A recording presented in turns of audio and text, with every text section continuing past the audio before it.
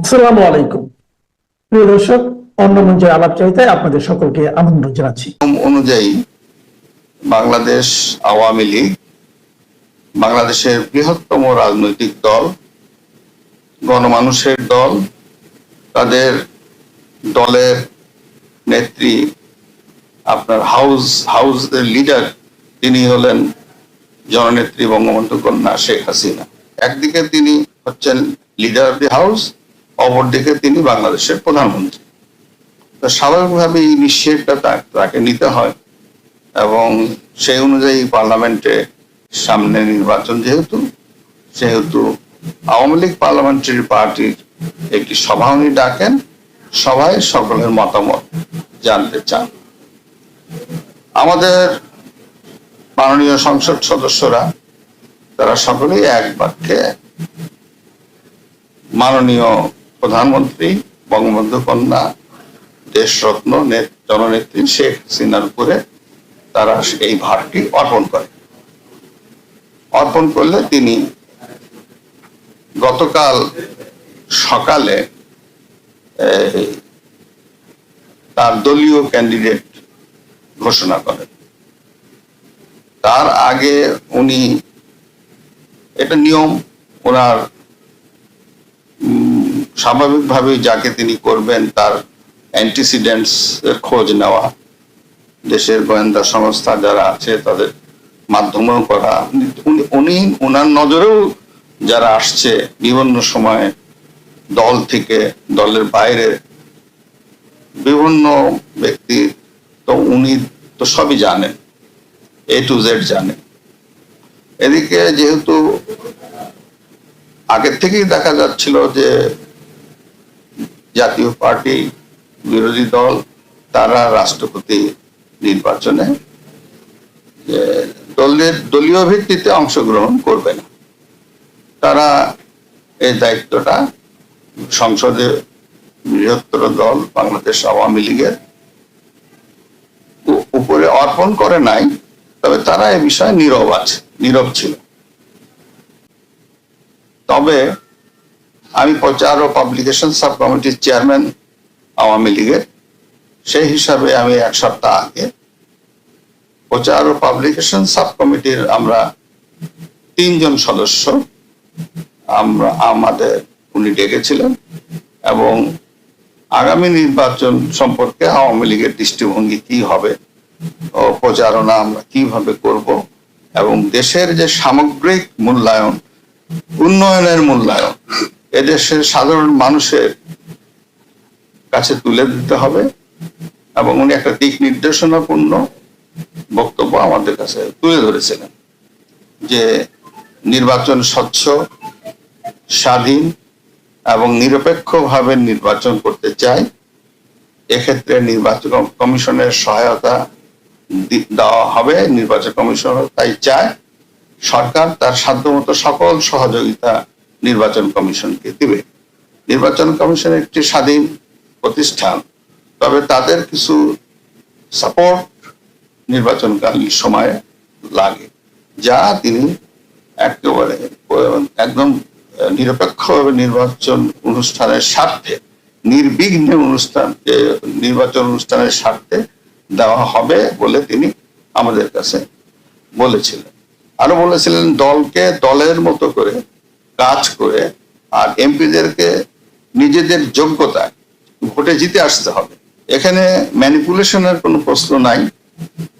তার মনের মধ্যে স্পষ্ট এবং পরিষ্কার যে আমি এমন নির্বাচন দেখতে চাই যে নির্বাচন জাতীয়ভাবে, আন্তর্জাতিকভাবে এটা গৃহীত হবে। যেহেতু আমরা 3 জন ছিলাম, আমি ছিলাম, সাদেকা হালিম ছিল আমাদের কো চেয়ারম্যান, তার সঙ্গে সোহান গোলাপ উনিও ছিলেন সম্পাদক। কথা হওয়ার পরে সে সময়ও কিন্তু আমি বুঝে উঠতে পারি নাই যে সামথিং ওনার মাথার মধ্যে আছে। আমি নির্বাচনে প্রচার ও প্রকাশনা সাব কমিটির চেয়ারম্যান হিসাবে কিভাবে কাজ করব, এই প্ল্যানিং গুলো আমি করব বলেই আমরা সেদিন কথা বলে এসে ভাবতেছিলাম। যারা তৃণমূল থেকে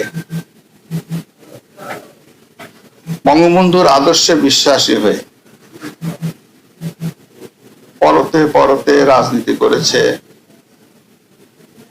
তাদের আদর্শ স্থির থেকেছে। ৭৫-এর মর্মান্তিক এই দুর্ঘটনার পরে, বঙ্গবন্ধু হত্যার পরে, সপরিবারে হত্যার পরে যারা আওয়ামী লীগ বা অঙ্গ সংগঠন সমূহের হাত শক্ত হাতে ধরেছিল, এই ধরনের ক্যান্ডিডেট আমি খুঁজতেছিলাম। নির্বাচন আইন অনুযায়ী ম্যানুয়াল এবং কনস্টিটিউশনাল প্রভিশন সবকিছুকে মেনটেন করে একটা নির্বাচন কমিশন একটা শিডিউল ঘোষণা করলো এবং সেই শিডিউল অনুযায়ী সরকার সেটাকে বাস্তবায়ন করছে এবং সেই অনুযায়ী সরকার ব্যবস্থা নিয়েছে। নির্বাচন কমিশন তাদের এখতিয়ার এবং ক্ষমতা বলে এগুলা কার্যকর করেছে এবং এই কার্যক্রমে সংসদে বৃহত্তর দল যারা থাকে, মেজরিটি পার্লামেন্টারি মেম্বারদের সাপোর্ট এর যে পার্টি থাকে, সেই পার্টি তাদের নমিনেশন দেয়। বিরোধী দল থাকলেও বিরোধী দলও নমিনেশন দিতে পারে, সে অধিকার প্রত্যেকেরই আছে। যে কোনো সংসদ সদস্য তাদের দল থেকে মনোনয়ন নিয়ে প্রতিদ্বন্দ্বিতা করার অধিকারী এবং সেই নিয়ম পেতে পারেন 12ই ফেব্রুয়ারির নির্বাচনে। জামায়াতে ইসলামীর নায়েবে আমির সৈয়দ মোহাম্মদ তাহেরকে যখন আল জাজিরা জিজ্ঞেস করেছিল যে তার দল একটা কনজারভেটিভ দল কিনা, মানে গোড়া বা রক্ষণশীল দল কিনা, জামায়াতে ইসলামীর নায়েবে আমির সৈয়দ তাহের সরাসরি সেটা প্রত্যাখ্যান করে বলেছেন, তিনি পরিচয় করিয়ে দিয়েছেন তার পার্টিকে একটা মডারেট ইসলামিস্ট ফোর্স হিসেবে, মধ্যপন্থী ইসলামপন্থী শক্তি হিসেবে। বাংলাদেশের রাজনীতিতে বহু দশকের আওয়ামী লীগ বিএনপি দ্বিদলীয় যে ব্যবস্থা চলছিল তার অবসান ঘটার মাধ্যমে 2024-এর 5ই আগস্টের পর থেকে জামায়াতে ইসলামী যে বাংলাদেশের একটি শীর্ষস্থানীয় দল হয়ে উঠেছে এবং আগামী 12ই ফেব্রুয়ারি যে নির্বাচন অনুষ্ঠিত হতে যাচ্ছে সেই নির্বাচনে জামায়াতে ইসলামীর জোট এমনকি ক্ষমতায় চলে আসতে পারে। সম্ভবত আন্তর্জাতিক সংবাদ মাধ্যম 12ই ফেব্রুয়ারির নির্বাচনের দিকে মনোযোগী হয়ে যখন ভোটের হিসাব নিকাশ শুরু করেছে তখন সেটা স্পষ্ট করে বুঝতে পারছে এবং সে কারণেই একই দিনে আল জাজিরা এবং রয়টার্সের মতো দুটো আন্তর্জাতিক সংবাদ মাধ্যমে জামায়াতে ইসলামীর উত্থান নিয়ে, জামায়াতে ইসলামীর আগামী নির্বাচনে জিতে সরকার গঠনের সম্ভাবনা নিয়ে প্রতিবেদন ছাপা হয়েছে। আল জাজিরা জামায়াতে ইসলামীকে যে নতুন করে চিনছে আন্তর্জাতিক সম্প্রদায়, আগ্রহী মানুষ, সেটা তাদের শিরোনামে একরকম স্পষ্ট করেছে। কারণ আল জাজিরা তাদের শিরোনামটা করেছে হোয়াট ইজ বাংলাদেশের জামায়াতে ইসলামী party, could it lead the country next. মানে তারা বলছে বাংলাদেশের জামায়াতে ইসলামী পার্টিটা ঠিক কি তারা, এবং তারা কি আগামীর বাংলাদেশকে নেতৃত্ব দিতে পারবে। মানে সরাসরি আল জাজিরা মনে করছে যে এই দলটি, যাদের দিকে নতুন করে তারা মনোযোগী হয়েছে, এই দলটি বাংলাদেশের ক্ষমতায় আসতে যাচ্ছে আগামীতে।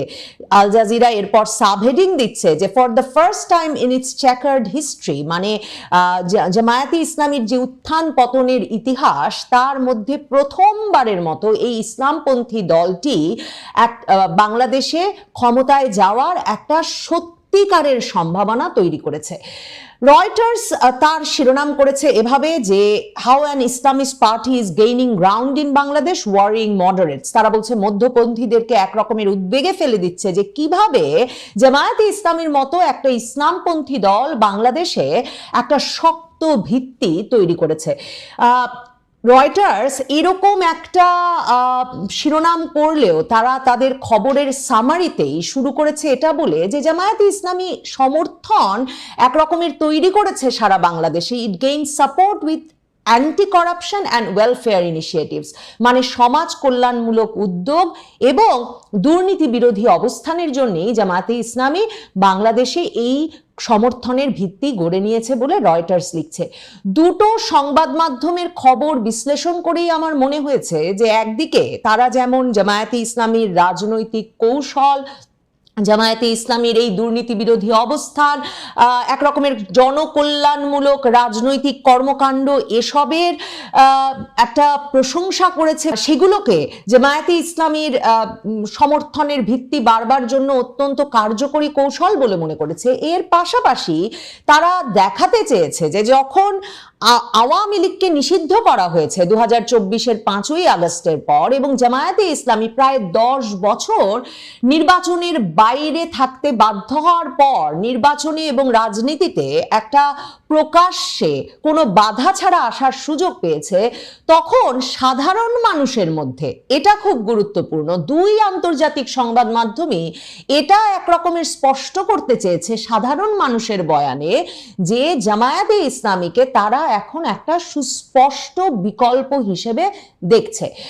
জামায়াতে ইসলামী 2013 সালে তাদের গঠনতন্ত্র বাংলাদেশের সংবিধানের সঙ্গে সাংঘর্ষিক এটা বলে যে তাদেরকে নির্বাচন থেকে দূরে রাখা হয়েছিল প্রায় 10 বছরের বেশি, সেটা উল্লেখ করেছে দুটো সংবাদ মাধ্যমই।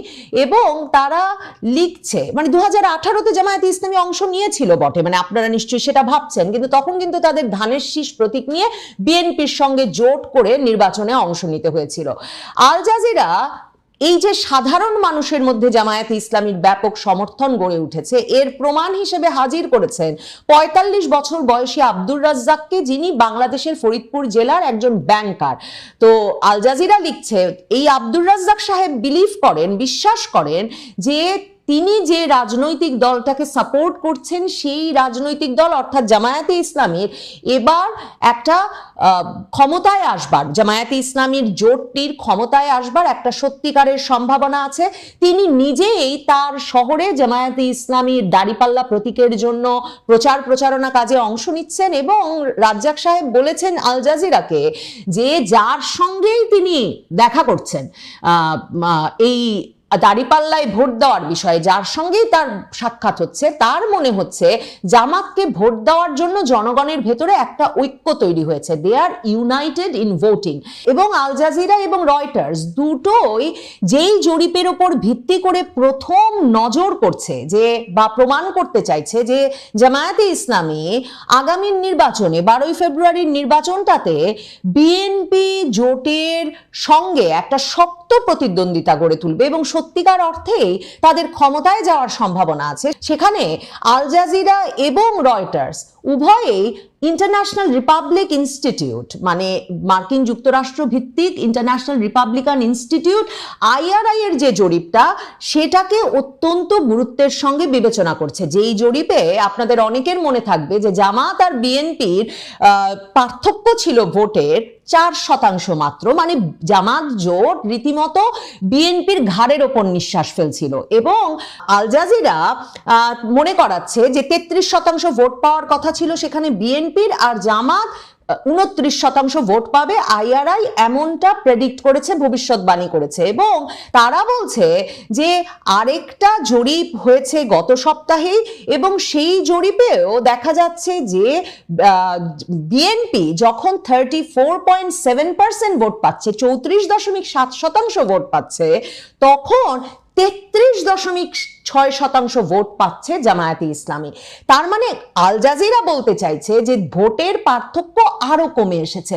রয়টার্স লিখছে যে এই যে 2024-এর তরুণদের দল, জেনজির দল, যারা কিনা শেখ হাসিনা সরকারের পতন ঘটিয়েছে, সেই জাতীয় নাগরিক পার্টিকে জামায়াতের জোটে নিয়ে আসা এবং মুক্তিযোদ্ধা কর্নেল অলি আহমেদের দল LDP-কে জামায়াতের জোটে নিয়ে আসার ফলে জামায়াত জোটের বিষয়ে মানুষের যে সন্দেহ, অভিযোগ, সেগুলোর ক্ষেত্রেও একটা পরিবর্তন এসেছে, জামাত যে একটা মধ্যপন্থী দল হিসেবে বেরিয়ে আসতে চাইছে, সকলের কাছে গ্রহণযোগ্য দল হিসেবে, সেই প্রচেষ্টাটা স্পষ্ট হয়েছে। তার মানে আন্তর্জাতিক সংবাদ মাধ্যমগুলো বাংলাদেশের ভেতরে নানা পক্ষে যত রকমেরই সমালোচনা আলোচনা থাকুক না কেন, আন্তর্জাতিক সংবাদ মাধ্যমগুলো মনে করছে যে জামাত শেষ পর্যন্ত যে জোট গড়ে তুলেছে, যে জোটে এই সংবাদ মাধ্যমগুলো লিখছে যে বড় একটি ইসলামী দল বেরিয়ে গেছে, ইসলামী আন্দোলন বাংলাদেশ বেরিয়ে গেছে, কিন্তু তারপরেও ইসলামপন্থী দলগুলোর সঙ্গে এনসিপি এবং